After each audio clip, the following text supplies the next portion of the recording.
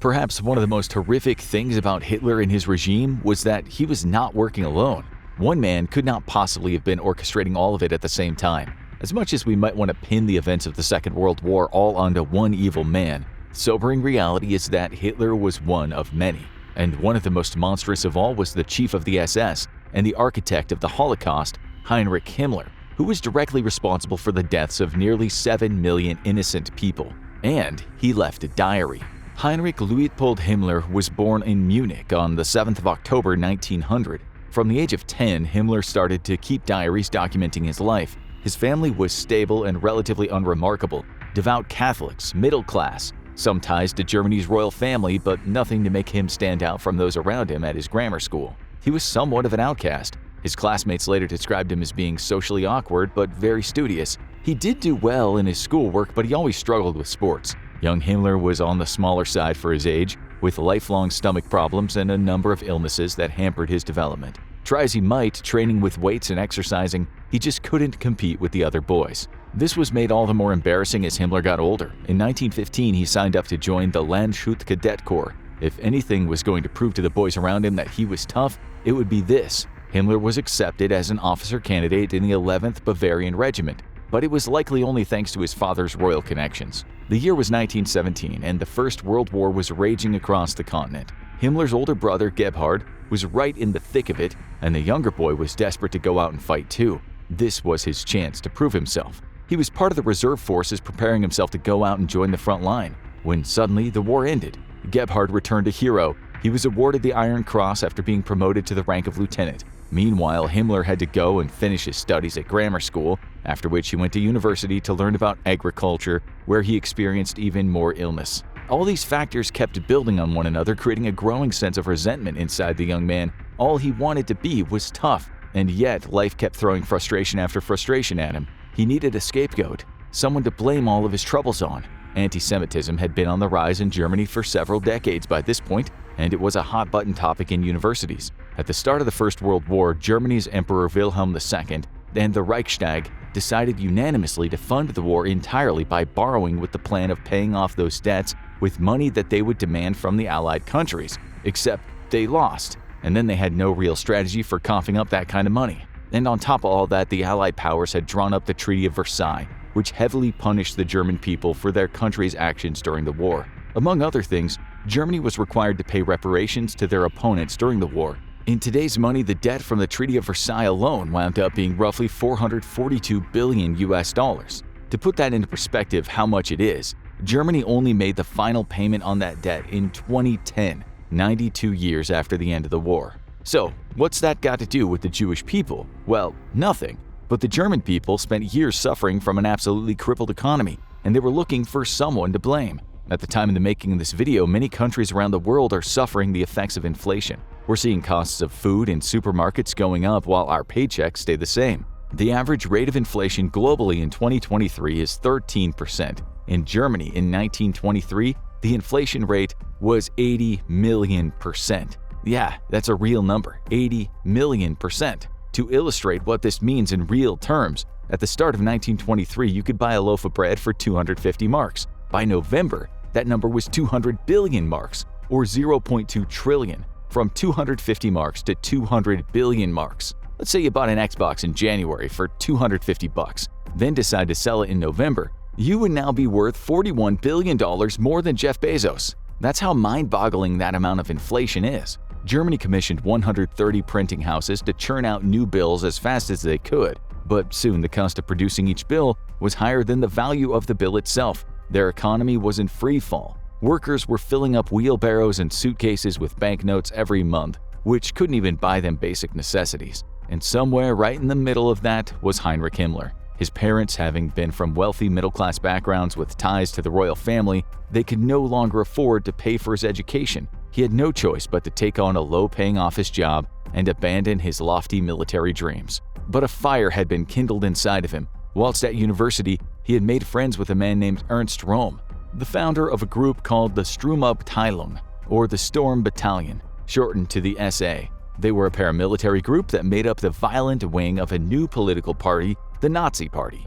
Röhm was everything Himmler had always wanted to be. He was a decorated soldier, and had established himself in a position of power and influence over those around him. Anti-Semitism had been surrounding Himmler for years, but he had never paid much mind to it. He didn't associate with the Jews, but he also didn't actively shun them as much as some of his peers. But the more time he spent with Rome and his circle, the more Himmler became obsessed with what he dubbed the Jewish question. His diary entries quickly filled up with vitriol against the Jewish people, blaming them for the problems plaguing German society and musing on what could be done to deal with them. In August of 1923, right in the middle of the heights of hyperinflation, Himmler officially joined the Nazi Party, being given the badge number 14303. From there, things moved quickly for him. Even though he never made it that far in the traditional military forces, Himmler excelled in the paramilitary, seizing opportunities to assume positions of ever-increasing power. He was part of the SA during the Beer Hall Putsch, an early failed attempt of Hitler seizing power by force in Munich in November of the same year. Hitler was arrested and Himmler lost his job. He had to move back with his parents and sat for many evenings in his bedroom, seething with rage. His views became more extreme by the day as his frustration and embarrassment at the failures of his life grew. But there was a chance for him. Hitler's arrest had left a power vacuum within the Nazi Party. In the ensuing chaotic jockeying for positions, Himmler cleverly managed to use his bookishness to snag a promotion to party secretary and propaganda assistant. In his new role, he got to travel all over Bavaria, delivering speeches, handing out literature, and most importantly, networking. That meant that upon Hitler's return to the party after his release in 1925, Himmler was able to jump back across to the SA, but in a new capacity. The German government now saw Hitler as a high-value target. Many of them had even started to worship him, and as such, he needed protection. The SS was formed, tasked with being Hitler's personal guard, and Himmler landed a role as an SS Führer, or SS leader. Over the following 2 years, Himmler worked his way up the ranks within the SS and got closer to Hitler. By the time he was close enough to strike, Himmler already had a well-prepared pitch to give to the party leader. His vision was for the SS to be the elite of the elite, ruthless and perfect men, exemplifying the heights of what the Nazi Party could be: loyal, powerful, and racially pure. That was all Hitler needed to hear. He appointed Himmler as the Deputy Reichsführer SS, the highest rank in the SS. But this was only the beginning of Himmler's ascent. In 1932, the Nazi Party won the election. Furious with the state of their country, the floundering economy, and the shame following the First World War, many German voters looked to more fringe parties. The Nazis were there to capitalize, spewing a highly nationalistic rhetoric that empowered the German people, expressed their anger at the state of the world, and sought to do something about it. The Nazis simplified a lot of Germany's problems by blaming others, primarily the Jewish and Roma people, as well as a number of other groups. They believed that if those groups were dealt with, then the pure-born German people would thrive and see their former glory return. It was a solution that many were desperate and angry enough to vote for. Himmler was suddenly in a position of real power, which was only heightened by a fiery attack on the Reichstag building, the house of the German government. Hitler capitalized on this event, using it as a chance to force through a legislation that granted him greater powers and effectively turned Germany into a dictatorship. All of a sudden, Heinrich Himmler had free rein to do as he wished. His dream of being the commander of a vast and powerful army was realized. Himmler couldn't have been more excited at the prospect, and as soon as he could, he went about recruiting with a strong emphasis on racial purity. In his own words, he was like a nursery gardener trying to reproduce a good old strain which had been adulterated and debased. We started from the principles of plant selection and then proceeded quite unashamedly to weed out the men whom we did not think we could use for the buildup of the SS. The irony, of course, was that Himmler himself, being a weak and sickly specimen of a man, would never have made it past the entry requirements of the SS. But now that he was in charge, who could stop him? Year after year, Himmler grew in power and severity. He created the SS Race and Settlement Main Office, where he enacted a number of racial policies. Anyone joining the SS had to provide an airtight family tree that proved that they were of Aryan descent all the way back to the year 1800. He even instituted a policy where his officers had to enter into an Aryan marriage and produce 4 children. This failed pretty dramatically, with less than 40% of his men actually marrying, and on average not producing more than 1 child. Compared to many of the policies he went on to be responsible for, this one was tame. Himmler was closely involved in so many events in the following years that it's impossible to cover them all in this video. But there are 2 events in particular that proved to be pivotal to the horrors of the Second World War. First was Project Himmler. Nazi Germany had been looking for a reason to invade Poland. Convinced of their racial superiority and obsessed with the idea of total domination, they needed a reason to convince their people and the population of the world as a whole that their invasion would be justified. Himmler had long been working with Reinhard Heydrich in the Nazi Party. A close companion to Himmler, Heydrich had been his deputy during his years in the SS and had overseen the Gestapo, the Nazis' secret police force. The pair of them, along with Heinrich Himmler, concocted Project Himmler. They dressed a number of their own soldiers in Polish army uniforms and orchestrated fake skirmishes along the border to make it look like Poland was trying to invade them. The propaganda machine then spun those events into a cause for war, and Germany officially invaded Poland, kicking off the start of the Second World War. The other part of the war that Himmler had his hands all over is considered by many to be one of the darkest moments in all of human history and would gain him the nickname the architect of the Holocaust. The extermination of the Jewish people had been a core value of the Nazi Party from its inception. Now that the Nazis were in power, they were looking for solutions to make that a reality. Their initial approach had been to force Jews to voluntarily leave the country. Jews were denied entry into restaurants and theaters, they couldn't use public transportation or own bikes, and they were only allocated an hour for shopping. A fierce propaganda campaign painted them as the villains, the root cause of all the country's problems. In every way possible, they were made to feel like they were not welcome. But for the Nazis, for Hitler, and for Himmler, this simply didn't go far enough. They needed another solution, a final solution. Heinrich Himmler's deputy outlined his plans for this final solution on the 20th of January 1942 in a meeting with all of the top Nazi officials known as the Wannsee Conference, named after the Berlin suburb where it took place. Heinrich estimated there were roughly 11 million Jews across the whole of Europe for the Nazis to deal with. Heinrich thought that the Jewish people were a drain on society, but he had a plan to get some use out of them before disposing of them. It's worth pausing here to remember that the people Heinrich was talking about, the people that Himmler, Hitler, and the Nazi regime as a whole were trying to exterminate, were people. Humanity has a remarkable ability to desensitize itself to suffering. We're all capable of it. The Nazi Party showed us the extremes of this desensitization. It can often start out quite subtly, seeing someone of a different race as being other than you, someone who you don't understand or have much in common with. Often it starts with language, changing the way people speak about one another, one word at a time. The word extermination that the Nazis used was not chosen offhandedly. You exterminate pests, rodents, something you don't like. You don't exterminate humans, you murder humans. The group of men sitting around at the Wannsee Conference were not dealing with rats under their floorboards. They were logically, systematically, and in full knowledge of their actions, planning the mass murder of 11 million people. The Jewish question that Himmler had spent night after night musing about in his diary whilst at university was about to be, quote, solved, and he would be the architect at the center of it all. Himmler's plan was as follows. Of the 9.5 million Jews in Europe, a large percentage would be healthy, strong adults. Those adults would be put to work building roads and infrastructure. They would be worked relentlessly until they dropped dead. A larger portion of those people would not be able to do such work. Children, the elderly, those with disabilities, those people would be murdered outright in a quick and efficient manner as possible. The Nazis would benefit by eradicating those who they saw as being racially impure and getting an enormous free labor source that they had no duty of care over. There would be no need for medical treatment, pay, suitable accommodations, appropriate clothing, or tools. The end goal for their workers was to die, so none of those things mattered at all. But before any of his plan was put into action, Reinhard Heydrich was assassinated. Himmler was devastated. Having worked so closely with Heydrich for years, he had developed a deep friendship with the man to the point that he delivered the eulogy at Heydrich's funeral and took responsibility for his children.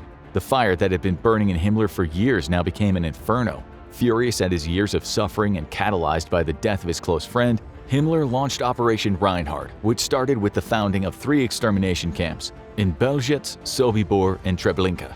At first, Jewish people were executed by firing squads and in small groups taken into gas vans. But Himmler quickly grew frustrated with these methods. They were too slow, not industrial enough. He visited one of the camps to witness a firing squad execution firsthand and found himself feeling nauseous and upset by what he had seen.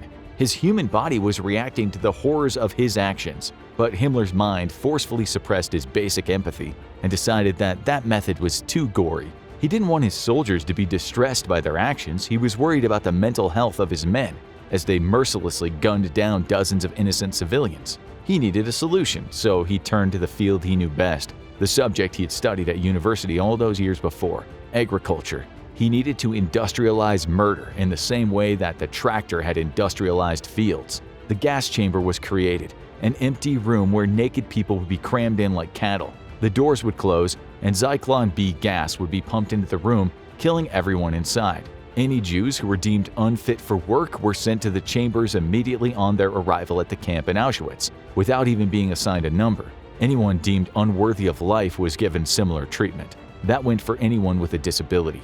At its height, Auschwitz had multiple gas chambers which combined were capable of killing 2,000 people at a time. They had crematoria constructed to burn the bodies that were capable of burning 1.6 million corpses per year, and that was just in Auschwitz. First-hand witnesses from these camps describe how there'd be so many bodies lying on the floors of the chambers that rigor mortis would set in long before they'd all been cleared out of the room. As a result, the bodies often ended up being locked together as the tissues stiffened, and the Jewish workers responsible for cleaning the space would have to break their own people's limbs. They were killing people faster than they could burn bodies, and so some camps resorted to digging enormous trenches outside where they'd burn the bodies in an open grave. Channels had to be dug running away from the trenches to drain the human fat away that melted and gathered at the bottom. The horrors of these camps are simply unimaginable. And what is the most chilling of all are Himmler's diary entries from this period. Because against the background of this inhuman evil, he was going about his normal life. He recorded his daily routines and activities as he visited and oversaw some of the darkest moments in human history. On January 3, 1943, for example, Himmler talked about how he had gone for a massage, took part in a number of mundane meetings, had a call with his wife and daughter back home, and then ordered the execution of 10 Polish police officers and sent all their families to concentration camps before getting an early night into bed. The normality of his lunches and exercise routine weaved their way through him having direct control over mass genocide. Unconfirmed reports tell us he offered furniture made of human bones and lampshades made of skin to his peers. In total, over 6 million European Jews died in the Holocaust, and over 5 million others, including Roma and Sinti people, people with disabilities, Poles, Jehovah's Witnesses, gay people, and Soviet prisoners of war. Estimates believe that 1.5 million of those people were children. What punishment would be appropriate for such a heinous crime? What happened to Heinrich Himmler? Near the end of the way, seeing the inevitable defeat looming over him, Himmler broke rank from others in the party. Going behind Hitler's back, he tried to negotiate a peace deal with the Allied forces. Himmler was so blinded by his own power over life and death that he thought he could still come out on top. It was his goal to be the first to negotiate with the Allies so that he could find favor with them and be established as the leader of the German people after Hitler's inevitable defeat. As part of his peace negotiations, he ordered what's come to be known as the Death March. Thousands of prisoners in concentration camps were marched mercilessly from camps within Germany out to near the front lines. His hope was that these people could be used as hostages to increase his leverage in negotiations. Thousands of people died on the marches. He also released fake reports of the survival rates in his camps to paint his treatment of prisoners in a far more positive light, and even released roughly 20,000 prisoners, perhaps hoping to get on the good side of the rapidly approaching Allied forces. Deluded, he believed that his peace deal could be an exciting new start for him. Of course, no deal ever materialized. Worse still for Himmler, Adolf Hitler caught wind of what he was doing and immediately ordered his arrest. Taking a fake paybook and adopting a disguise, Himmler fled the country with a small group of companions, but was soon caught by Soviet soldiers. No one knew his true identity, so he was passed around from group to group until he found himself in British captivity. The stamp on his documentation matched up with several other fleeing SS officers, so he was brought in for interrogation. With relatively little persuasion, Himmler confessed his identity to his captors. He was transferred right away to Lüneburg for further questioning, where a doctor carried out a routine examination upon his arrival. But all of a sudden, Himmler stopped cooperating. No matter how much the doctor tried to look into the man's mouth, Himmler refused to let him, clamping his jaw shut and turning his head away. A discreetly hidden cyanide pill sent Heinrich Himmler to his grave there and then. The unhealthy boy who had spent his whole life trying to play soldier lay dead on the floor of the doctor's office. He never saw justice for the atrocities he committed, never had to look his victims in the eye and face up to what he had done. Himmler's journals paint the story of a monster who considered inhuman atrocities and boring mundanities with equal weight, cementing his legacy as one of the most despicable men in history, even compared to his terrible associates in the Third Reich. And in the end, he died as he had lived, a rotten coward through and through. Now watch what they didn't tell you about concentration camps. Or watch this video instead.